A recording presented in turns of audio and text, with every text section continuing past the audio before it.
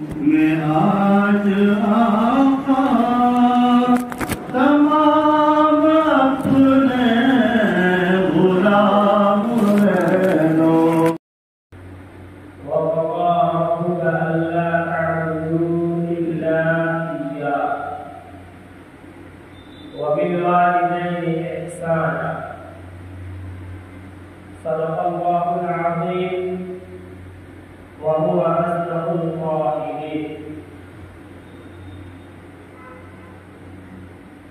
قابل احترام بزرگوں، نوجوان ساتھی، اللہ رب العزت نے اس کائنات کے اندر بے شمار مخلوقات پیدا کیے ہیں، لیکن ان تمام مخلوق میں سب سے اشرف اور اعلیٰ مخلوق اللہ رب العزت نے اگر کوئی بنائی ہے تو وہ یہ انسان ہے، یعنی ہم اور آپ ہیں۔ اب اس انسان کے ذمے اللہ نے بے شمار ذمہ داریاں عائد کی ہے۔ ہم انسانوں کو اللہ نے بے شمار احکامات کا مکلف بنایا ہے۔ ہم اور آپ بہت غور کریں گے، سمجھنے کی کوشش کریں گے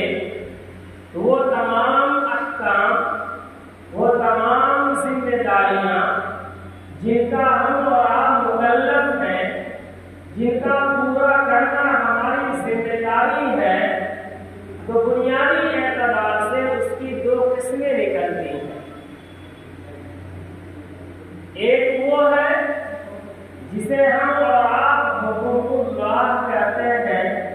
یعنی اللہ کے حقوق، اور ایک دوسری قسم ہے وہ ہے جسے ہم اور آپ حقوق العباد کہتے ہیں، یعنی بندوں کے حقوق۔ اب ذرا غور کرنا چاہیے کہ ان دونوں قسم کے حقوق میں سب سے سخت اور مشکل کون سا حق ہے؟ سب سے خطرناک کون سے حقوق ہیں؟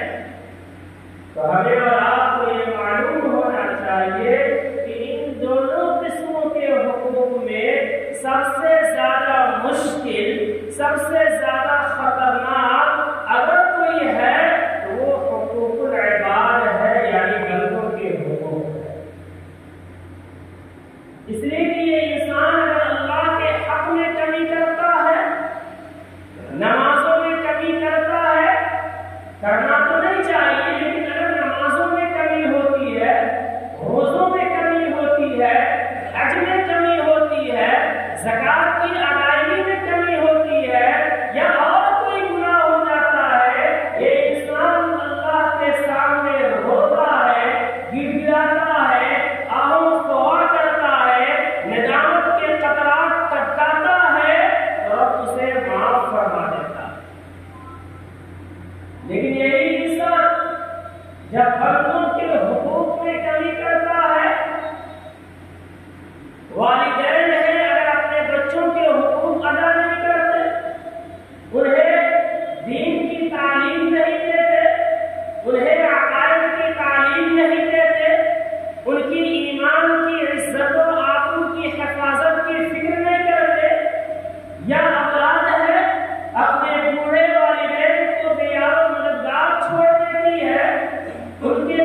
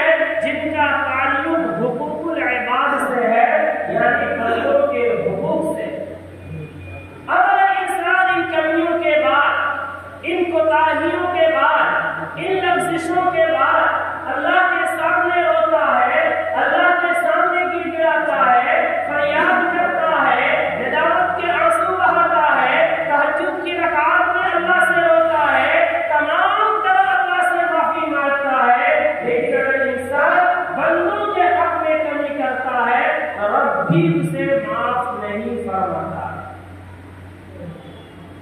ہم آپ یہ سوچتے ہیں کہ ہم کسی کی زمینیں لے لیں، ہم آپ یہ سوچتے ہیں کسی کے مال کو ہڑپ لیں، ہم آپ یہ سوچتے ہیں کہ کسی بھائی پہ ظلم کر لیں، ہم آپ یہ سوچتے ہیں کہ کسی کی غیبتیں کر بیٹھیں، کسی کی چغلی کھا جائے، کسی کی عزتوں کے ساتھ کھیل جائے، کسی کو فریب دے کر کے، دھوکہ دے کر کے، ناجائز طریقے سے مال حاصل کر لے اور پھر اللہ کے سامنے روئے، حج یاترا میں چلے جائے، جماعت میں چلے جائے، 24 گھنٹہ اللہ کے سامنے اللہ کی رٹ لگا لے، تمام نیکیاں کر لے، لیکن خدا پاک کی قسم کھا کے کہتا ہوں کہ رب ہمارے اس گناہ کو معاف نہیں کرتا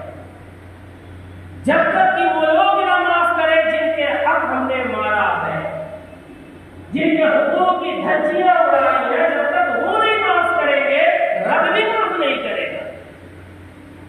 یہی وجہ ہے کہ کل قیامت کے میدان میں ایک شخص آئے گا جو ڈھیر ساری نیکیاں لے کر کے آئے گا، نمازوں کا پہاڑ ہوگا، روزوں کا پہاڑ ہوگا، حج کا پہاڑ ہوگا، زکات کی انگو ہوگی، قرآن کی تلاوتوں کا ڈھیر ہوگا، تمام نیکیاں لے کر کے آئے گا، لیکن کہیں کسی کا حق مارا ہوگا جس کا انجام یہ ہوگا کہ یہ اہل حقوق اللہ کے دربار میں مقدمہ پیش کریں گے اور کہیں گے کہ رب کریم دنیا میں یہ انسان ہمارے حق کو مارتا تھا، ہم مظلوم تھے، کمزور تھے، ضعیف تھے، ہماری حیثیت نہیں تھی، ہمارا پیساب نہیں تھا کہ اس کی آنکھوں میں آنکھیں ڈال کر باتیں کر سکا، لیکن آج تو میرے سامنے مجھے طاقت ہے، قوت ہے، تو ہی انصاف دلا دے۔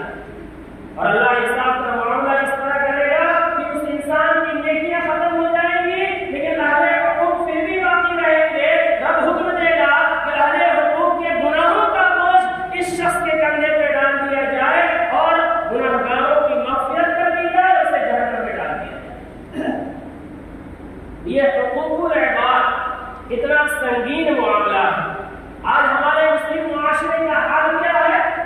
ہر ایک کا، ایک عام انسان ہو اس کا بھی، ایک پڑھا لکھا انسان ہو اس کا بھی، ایک دینی ماحول میں رہ رہا ہے اس کا بھی، جو دین ہے اس کا بھی، مجموعی اعتبار سے آج ہمارے معاشرے کا حال یہ ہے کہ ہم حقوق اللہ یعنی اللہ کے حقوق کی پاسداری کی تو فکر ہے، نمازوں کی تو فکر ہے، روزوں کی تو فکر ہے، زکات کی تو فکر ہے، تسبیحات کی تو فکر ہے، دین کی خدمت کی تو فکر ہے، لیکن بندوں کے حقوق کی فکر نہیں۔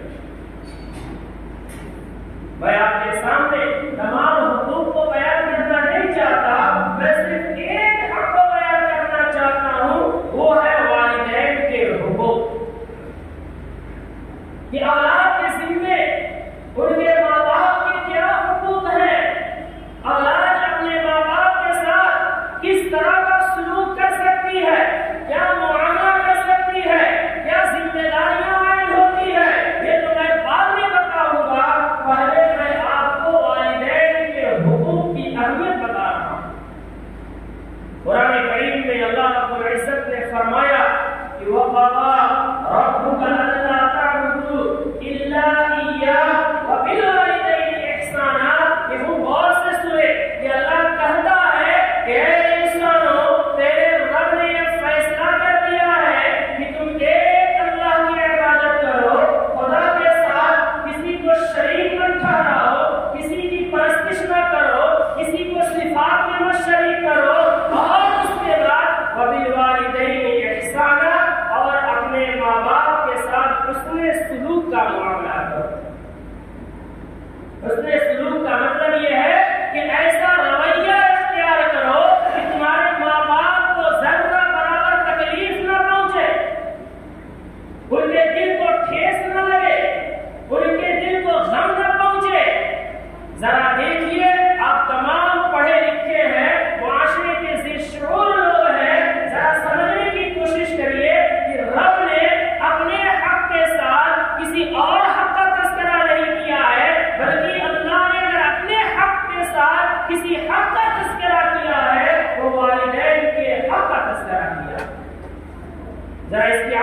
کو سمجھے.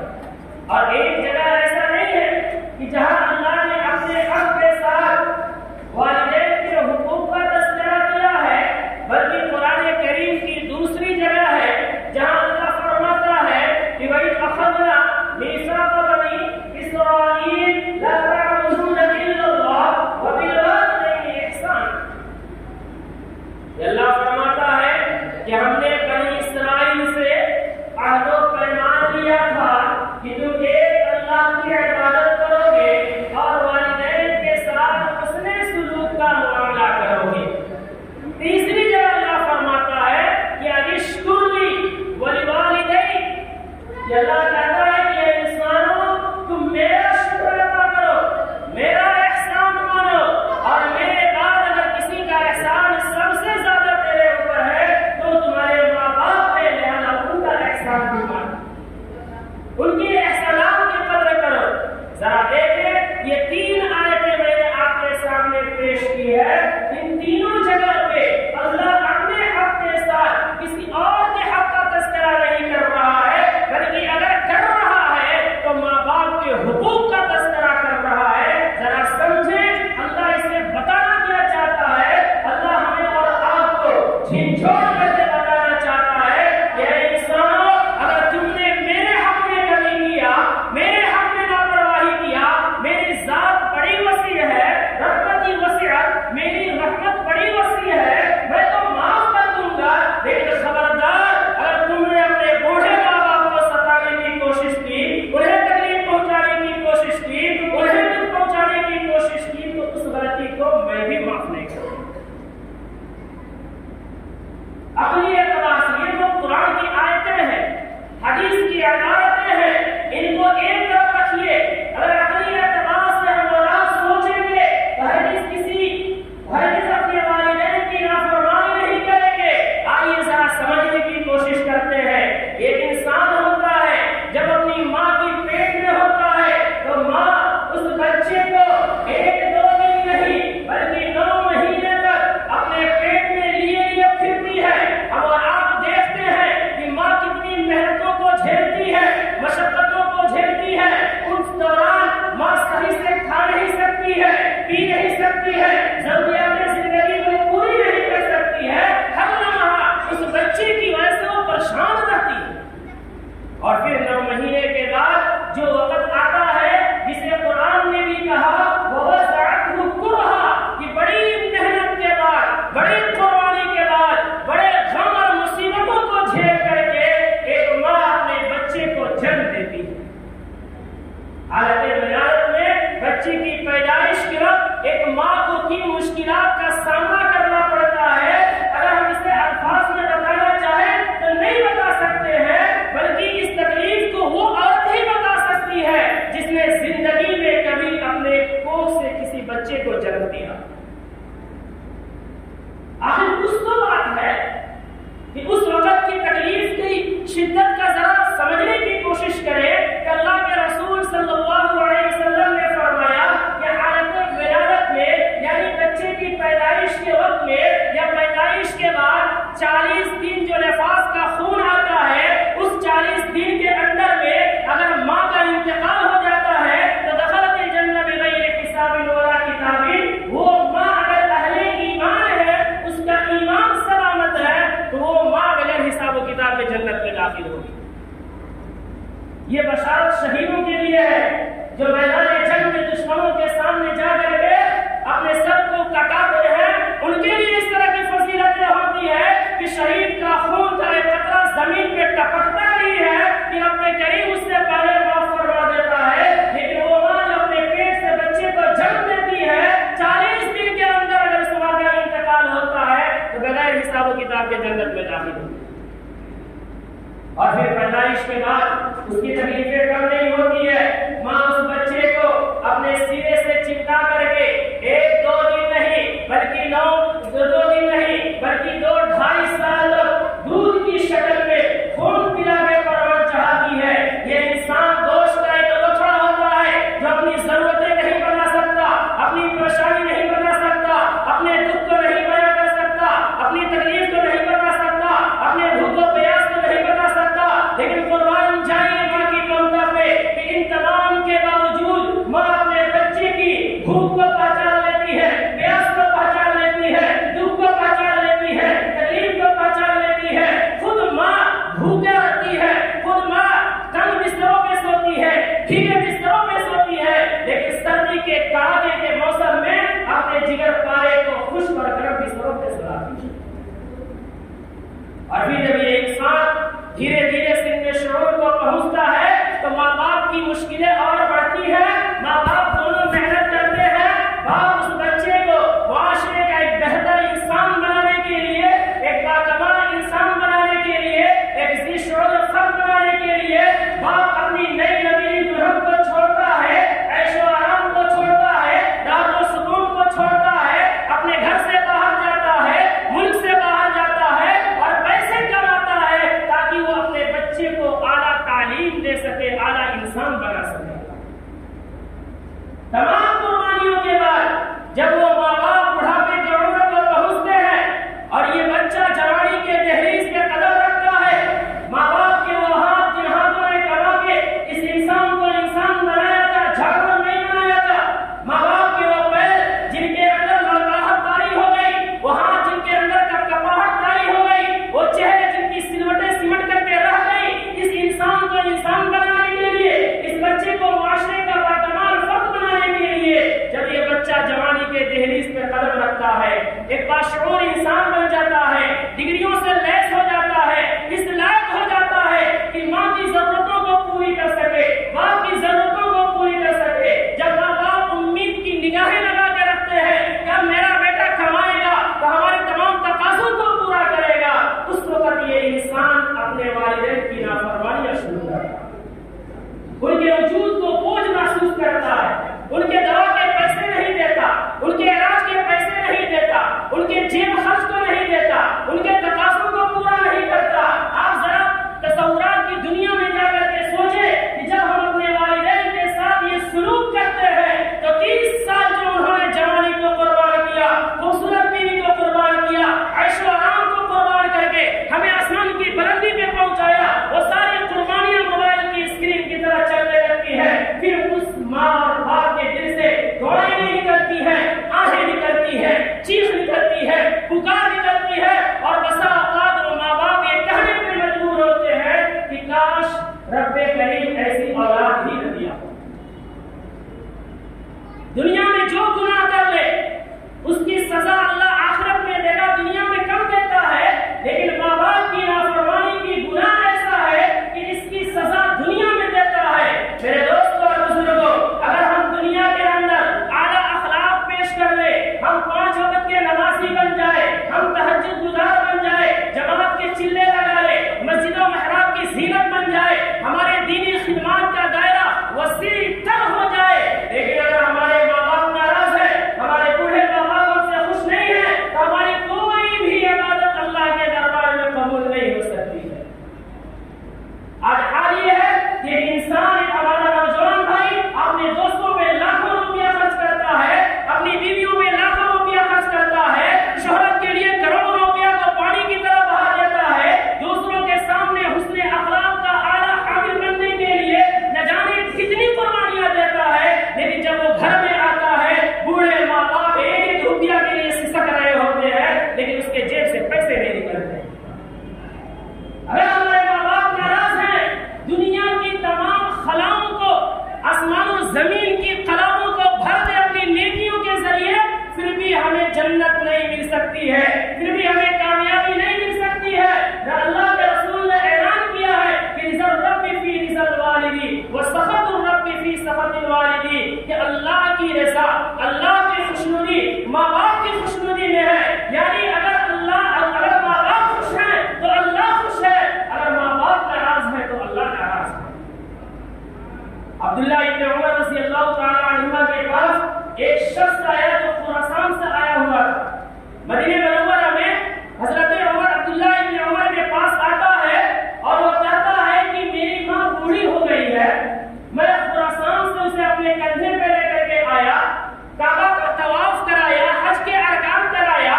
अब फिर मैं अपने कंधे पे सवार करके मैं खुरासान ले जाऊंगा, बताइए मैं अपनी माँ का हक अदा किया या नहीं? अब्दुल्लाह इब्न उमर ने कहा कि सुनो, ماں کے حق ادا کرنے کی بات تو بڑی ہے. ماں نے تم کو اپنے پیٹ میں رکھ کر کے 9 مہینہ جو چکر کاٹی ہے, جو بے چینی محسوس کی ہے, جو اف بولی ہے, ایک مرتبہ جو اف اس نے بولا ہے, اس کا بھی حق تم ادا نہیں کر سکتے. ذرا سوچیے کتنا سخت معاملہ ہے. ایک صحابی رسول مرنے کا وقت ہے,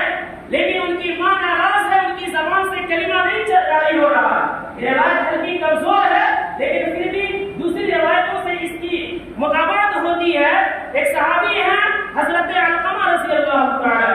مرنے کا وقت ہے, ان کی زبان سے کلمہ جاری نہیں ہو رہا ہے. ان کی بیوی اللہ کے رسول کے دربار میں یہ بات پیش کرتی ہے کہ میرے شوہر آپ کے ساتھ تمام جنگوں میں رہے ہیں, دین کے بڑے بڑے خدمات انہوں نے کیا ہے, آج مرنے کا وقت ہے, ان کی زبان سے کلمہ جاری نہیں ہو رہا ہے. اللہ کے رسول نے پوچھا کہ ذرا پتا کرو کہ علقمہ کے والدین میں کوئی زندہ ہے. معلوم کیا گیا ان کی ماں زندہ تھی. حضور نے ان کی ماں کو بلایا اور کہا کہ علقمہ کی ماں تو اپنے بیٹے کو معاف کر دے. انہوں نے کہا کہ اللہ کے رسول میں اپنے بیٹے کو معاف نہیں کر سکتی. یقیناً میرا بیٹا تہجد گزار تھا, نمازی تھا, مجاہد تھا, دین کے تمام کام کرتا تھا, لیکن ایک کمی اس میں تھی کہ اپنی بیوی کے سامنے میری کوئی اہمیت نہیں دیتا تھا, جس سے میرے ممتا کو بڑا ٹھیس لگتا تھا, بڑی تکلیف پہنچتی تھی, بڑا غم لگتا تھا. اس لیے میں اپنے بیٹے کو معاف نہیں کر سکتی. اللہ کے رسول نے کہا کہ اگر تم معاف نہیں کرے گی تو تیرے سامنے تیرے بیٹے کو زندہ جلاؤں گا. ماں تھی, اس کے دل میں ممتا تھا, اس نے 9 مہینہ اپنے کوکھ میں رکھا تھا, 2.5 سال دودھ نے خون پلا کے پروان چڑھایا تھا. اس کی ماں کے ممتا کو جوش آتا ہے اور وہ بولتی ہے کہ رسول اللہ کیا میرے سامنے میرے رخت جگر کو جلا دیا جائے گا؟ اللہ کے رسول کہتے ہیں اگر تم معاف نہیں کرے گی تو میں اسے جلا دوں گا تاکہ آخرت کا عذاب نہ پائے. ماں کہتی ہے اللہ کے رسول آپ گواہ رہے, صحابہ گواہ رہے, اور میں اپنے بیٹے کو معاف کرتی ہوں. ادھر معاف کرنا تھا کہ علقمہ کی زبان پہ کلمہ جاری ہوتا ہے اور پھر کلمے کے ساتھ موت ہوتی ہے. میرے معزز بزرگوں, میرے خصوص نوجوان بھائیوں, ایک صحابی جس ادنا درجے کا صحابی جو اللہ کے رسول کے ساتھ جنگ میں گیا اور اس کے گھوڑوں کی ٹاپ سے جو غبار اڑا, اس کے برابر بھی اس وقت کا بڑا ولی نہیں پہنچ سکتا ہے. لیکن جب ایک صحابی نبی کی